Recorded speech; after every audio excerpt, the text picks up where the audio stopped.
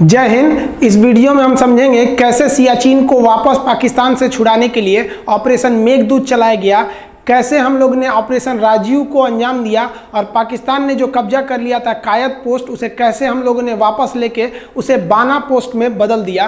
तो इस वीडियो में हम भारतीय सेना के उस गौरव गाथा की चर्चा करेंगे जिसकी पूरी दुनिया कायल है, क्योंकि दुनिया का सबसे ऊंचा युद्ध का मैदान जहां पर -55 डिग्री सेल्सियस टेम्परेचर रहता है, वहां पर भारतीय सेना दुश्मन का मुकाबला की। ये बड़ी बात नहीं है कि उन्हें हराया, बड़ी बात यह है कि उन कपड़ों में हराया जिन कपड़ों में यदि आप उन सियाचिन ग्लेशियर पे चले जाएंगे तो आपको ठंड से आपका शरीर जम जाएगा, काला पड़ जाएगा और काट के निकालना पड़ेगा। और वैसे कपड़े जो वहां लड़ने के लिए उपयुक्त नहीं थे, बावजूद अपनी हिम्मत के दम पर कैसे भारतीय सेना ऑपरेशन मेघदूत करके सियाचिन ग्लेशियर को जीत कर लाई। देखिए, आपके मन में आता होगा सियाचिन कितना बड़ा है। तो सियाचिन देखिए बहुत बड़ा एरिया, ये कई पहाड़ों का एक समूह है। ये जितने भी पहाड़ है ना, सब के सब पहाड़ बर्फ से ढके हैं। ये जो सियाचिन ग्लेशियर है ये बहुत ही महत्वपूर्ण है, क्योंकि इधर है आपका पीओके पाक ऑक्युपाइड कश्मीर और ये जो एरिया है ये है अक्साई चीन। अगर ये बीच का सियाचिन नहीं रहता तो हमारे ये जो दोनों दुश्मन है उनमें डायरेक्ट कनेक्शन हो जाता। तो इन दोनों के कनेक्शन को रोकने का काम कौन करता है? हम लोग के बीच में सियाचिन। लेकिन जो कराची समझौता हुआ था भारत और पाकिस्तान के बीच 1949 में, उसमें जो बॉर्डर डिसाइड किया गया था उसमें सियाचिन का जिक्र नहीं था।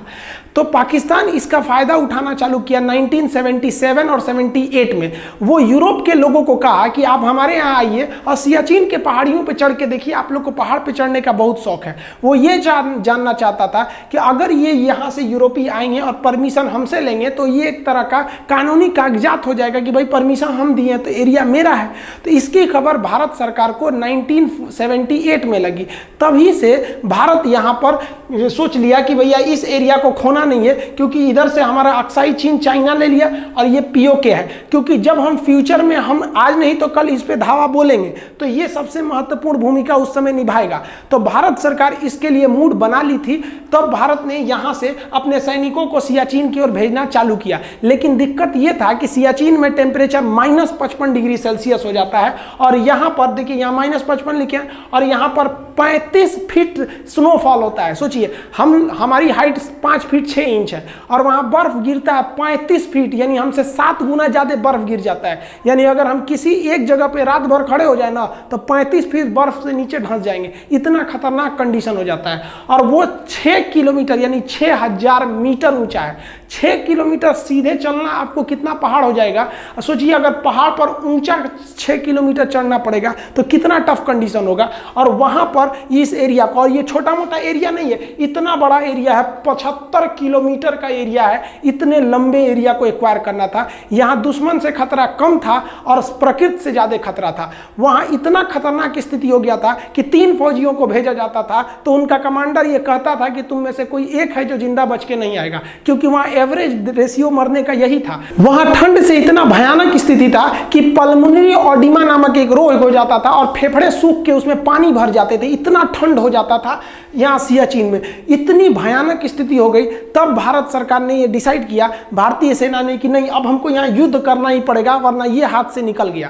तो इसके लिए हमें क्या चाहिए थे? कपड़े चाहिए थे, क्योंकि ये 1-2 पहाड़ी नहीं था। आप ये देखिए, ये ट्रायंगुलर शेप जो है ना, ये हम सियाचिन बना दिए। इस सियाचिन में यहाँ पर है आपका काराकोरम, ये चाइना से रास्ता दे देता है और ये पीओके है। तो ये एरिया हम यहाँ पे काराकोरम बना दिए। ये पूरा एरिया सियाचिन है। इसका सबसे निचला एरिया NJ 9842 कहलाता है। इसके आगे एक और पहाड़ी पड़ता है जो ग्लेशियर है, उसका नाम है ग्योंगला। ला का अर्थ होता है दर्रा, पहाड़ों के बीच का रास्ता। उसके आगे जो सबसे महत्वपूर्ण है वो है बिलाफोंडला। ये बिलाफोंडला पे अगर कब्जा हो गया तो बिलाफोंडला काफी हाइट पर है और यहीं पर है आपका साल्टोरो रेंज नामक पहाड़ी। अगर बिलाफोंडला पे कब्जा हो गया और साल्टोरो रेंज पे कब्जा हो गया तो साल्टोरो रेंज यहाँ की सबसे हाइट पर है। इससे हम पूरे सियाचिन पर नजर रख सकते थे। तो भारतीय सेना बिलाफोंडला, ग्योंगला और साल्टोरो रेंज पे कब्जा करना चाहती थी और आगे जाकर सियाला पे, क्योंकि अगर सियाला पर कब्जा हो जाता तो वहां से इंदिरा कॉल यानी सबसे ऊपरी बिंदु पर कब्जा करना बहुत मुश्किल नहीं था। आपको आज भी याद होगा कि अगर आपसे कोई क्वेश्चन पूछता है कि भारत का सबसे उत्तरी बिंदु क्या है तो आप इंदिरा कॉल कहते हैं कि नहीं? तो उसको हम लोग कब्जा करके लाए थे। पाकिस्तान उस पर नाजायज अपना अधिकार बता रहा था। इस पर कब्जा करने के लिए सबसे ज़्यादा जरूरी था कि हमको उतने ठंड पर लड़ने के लिए कपड़े चाहिए थे, उतने ऊपर पहाड़ पे चढ़ने के लिए पैराशूट की रस्सियाँ होती हैं, इक्विपमेंट होते हैं जो भारत में नहीं बनते हैं, यूरोप में बनते हैं, वहाँ से लाना था। तो भारतीय सेना ने डिसाइड किया कि हमको 1984 में युद्ध करना है गर्मियों के दिन में, लेकिन वहाँ पर हमको लड़ने के लिए ये इक्विपमेंट चाहिए थे, तो हमें खरीदने के लिए वो इक्विपमेंट यूरोप जाना था। अब चूंकि भारत में वो इक्विपमेंट नहीं मिलते हैं, वो इक्विपमेंट हमको नॉर्वे से खरीद के लाना था। तो भारतीय सेना नॉर्वे गई ताकि उन इक्विपमेंटों को हम लोग क्या कर सके, खरीद के ला सके। जब ये नॉर्वे पहुंचे तो उन लोग नॉर्वे के जो ये फैक्ट्री वाले थे उन्होंने कहा कि देखिए हम आपको दूसरी फैक्ट्री का नाम बता देते हैं, आप वहां से खरीद लीजिए। तो भारतीय सेना कही कि आप रेट बताइए ना, पैसे का टेंशन मत लीजिए। तो कहा कि पैसे का टेंशन नहीं है, हम आपको 2 साल तक ऐसे कपड़े और ये तरह के इक्विपमेंट नहीं दे सकते हैं, क्योंकि हमारे पास ऑलरेडी इतना ना ऑर्डर आ चुका है कि हम उसी को पूरा नहीं कर पाएंगे और हमको हर हाल में इसी साल उस ऑर्डर को पूरा करना है।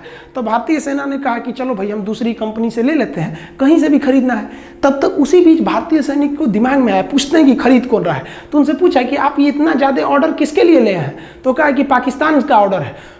भारतीय सेना एकदम शक रह गई कि बाप रे बाप, हम अभी मोलाई करने आए हैं, उसे जरा ऑर्डर देके बैठल है, हम लोग से तो आगे निकला है और यहाँ जो पहले पहुंचेगा जीत उसी की होगी, क्योंकि इतना हाइट पर ये एक एरिया है कि अगर एक तो कपड़े उनके पास है, आप कपड़े हो जाने की वजह से उनके ऊपर सबसे बड़ा खतरा जो प्रकृति का था वो तो टल जाता। अब क्या होता, अब भारतीय सेना के पास कपड़े ही नहीं थे, अब वो वहाँ चढ़ जाते।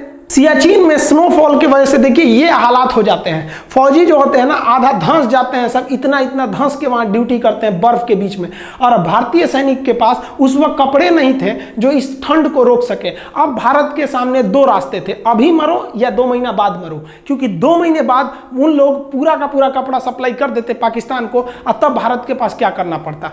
तब उस समय कुछ समझ में नहीं आ रहा था भारतीय सैनिकों। तब ब्रिगेडियर चन्ना और नरिंदर बुल कुमार नामक कर्नल ने कहा कि हम लोग इसी कपड़ों पर चढ़ाई कर देंगे, क्योंकि अगर देर करेंगे तो मरना फिक्स है। अभी क्या है कि अभी उनके पास भी पूरे कपड़ों की सप्लाई नहीं है और हमारे पास तो साफ नहीं है। तो एक काम करते हैं, पहले ही हम लोग हमला बोल देते हैं, वहां जो होगा देखा जाएगा। लेकिन इनको सबसे ज्यादा दिक्कत था कि लड़ाई जवानों से जीती जाती है, अपनी सैनिकों से जीती जाती है। सैनिकों को पता था कि इनके पास ऐसे कपड़े नहीं है जो ऐसे दुर्गम इलाकों पे जा सके और इतनी भीषण ठंड को रोक सके। तब इन अधिकारियों ने अपनी सैनिकों से कहा कि भारत मां के लिए आज तुम्हें बलिदान करना पड़ेगा, क्योंकि हमारे पास कपड़े नहीं है लेकिन हमें युद्ध हर हाल में लड़ना पड़ेगा। क्या आप लड़ने के लिए तैयार हैं?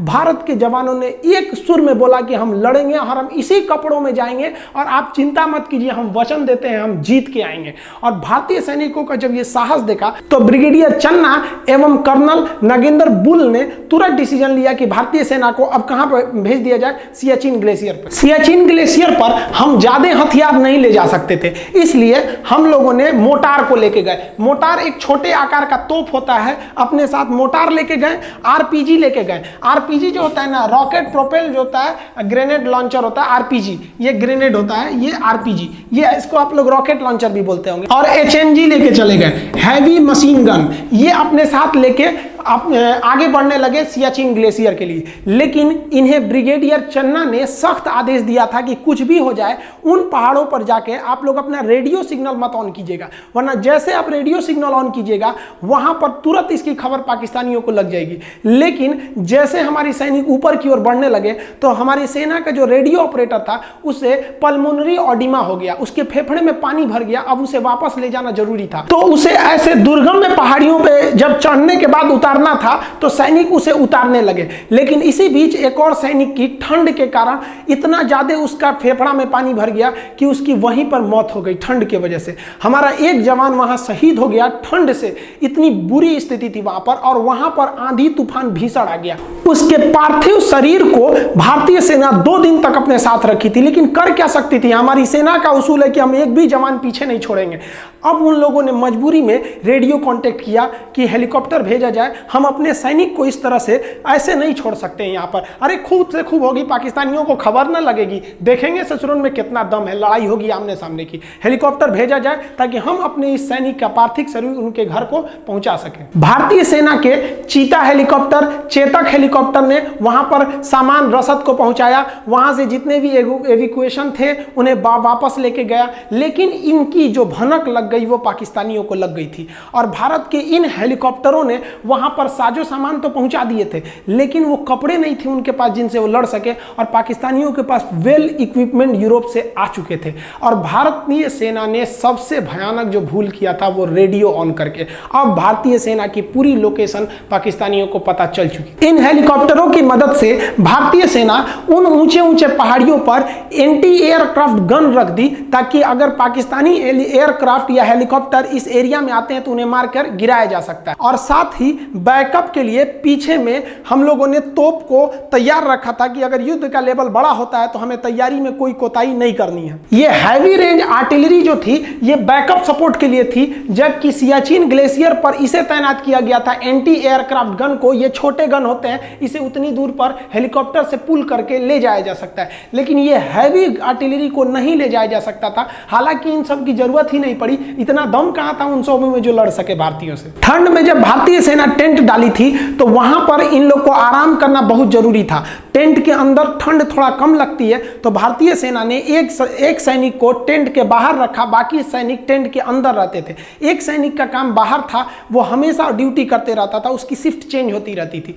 लेकिन 13 अप्रैल को जब ये मिशन चालू हुआ था तो उसके 3-4 रोज बाद ऐसे जैसे हम लोग आगे बढ़ते गए, तब एक दिन ऐसा आया, ड्यूटी पर थे लांस नायक चंचल, उनको अचानक हलचल दिखाई दी पाकिस्तानियों के मूवमेंट की। पाकिस्तानी ना HMG मशीन लेके आए थे, हैवी मशीन गन। इस HMG गन से वो अंधाधुंध फायरिंग करने लगे और भारतीय सैनिक सोए हुए थे। यहां अगर 5 मिनट की देरी होती तो वो लोग सो रहे भारतीय सैनिकों को मौत के घाट उतार देते। यहां सबसे बहादुरी का काम किया था लांस नायक चंचल ने। उसने अपनी राइफल से इस भयानक मशीन गन का मुकाबला करते हुए सीधे रणभूमि में कूद गया और गोली मारना चालू किया। और जैसे गोली चालू किया तो इधर से भी फायरिंग हुई, उधर से भी फायरिंग हुई। इस फायरिंग की आवाज सुनकर भारतीय सैनिक उठ गए। तब तक यहां से लांस नायक चंचल ने ये HMG चला रहे पाकिस्तानी के ठीक हेडशॉट किया था। जैसे गोली मारा, यहां से चंचल ने गोली मारा और वहां से पाकिस्तानी गोली आके सीधा हेडशॉट किया लांस नायक चंचल को। लांस नायक चंचल की उंगलियां उसके बाद भी बंदूक पर थी और वह मरने के बाद भी गोली चलाता रहा था। इस साहस को देख के पाकिस्तानियों का दिल दहल गया। तब तक भारतीय सैनिक उठ चुकी थी। वो उठने के बाद नींद क्या चीज होता है, तुरंत धावा बोल दी और 5 मिनट के अंदर अंदर पाकिस्तान के 26 सैनिकों को मौत के घाट उतार दिया। और ये वैसे सैनिक थे जिन्हें यूरोप से कपड़े दिए गए थे कि इन कपड़ों को पहन के आप लड़िएगा। भारतीय सैनिकों के पास तो एक ही चीज की कमी थी, इन कपड़ों की। इस ससुरा क्या करेगा सर, उगारे कर दिया लोग, उसको ले जाओ ससुरा खोलकर। अब भारतीय सैनिकों के पास जो कपड़े की कमी थी वो कपड़ा तब हो ही गया। अब इधर जो पाकिस्तानी थे वो ओवर कॉन्फिडेंस में थे। उन पाकिस्तानी बेस कमांडरों को लगा कि जो वो 26 सैनिक भेजे हैं ना, वो लोग अब अपनी जगह पे पहुंच गए हैं, जबकि वो तो अपनी जगह पे नहीं दूसरे जगह पे पहुंच गए थे। उनकी लाश को भारतीय सेना इज्जत से दफना दी और भारतीय सेना इनके ड्रेसों को पहन के अब रेडी थी।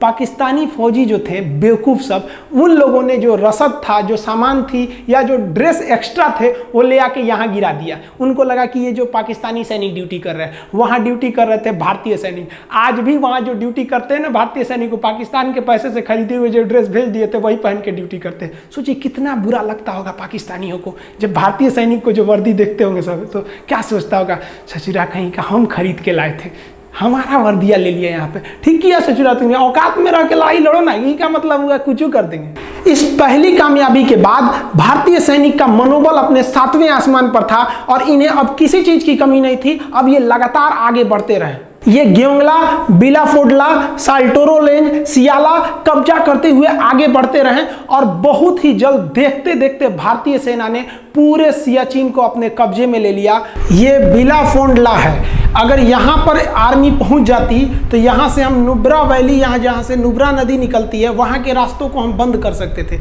इसलिए बिलाफोडला को कब्जा किया गया ताकि वहाँ से जो पाकिस्तानी एंट्री कर रहे थे उसको रोका जा सके। यहाँ देखेंगे ये जो बिलाफोडला फोडला है, यहाँ से जब नदियाँ, ये ग्लेशियर का बर्फ पिघलता है तो ये जाके मिल जाता है इस नुब्रा नदियों में। ये नुब्रा नदी है, यहाँ से बहती है, और ला का अर्थ क्या होता है? पतला रास्ता। यहाँ से पतले रास्ते भी जाते हैं नुब्रा नदी के बगल से। बिला फोडला के कब्जा के बाद अब आर्मी जो थी वो सियाला की ओर बढ़ रही थी। सियाला में पहाड़ियों की जो ढलान थी वो एकदम खड़ी थी, जहां पहुंचना काफी दुर्गम में था। आर्मी को जो सबसे बड़ा फायदा हुआ था वो इस साल्टोरो रेंज को लेकर था, क्योंकि वहां की सबसे ऊंची पहाड़ी साल्टोरो रेंज है। साल्टोरो रेंज के पश्चिमी साइड में हम पाकिस्तान पर नज़र रख सकते थे, और साल्टोरो रेंज के पूरब में हम इस साइड में चाइना पर नज़र रख सकते थे।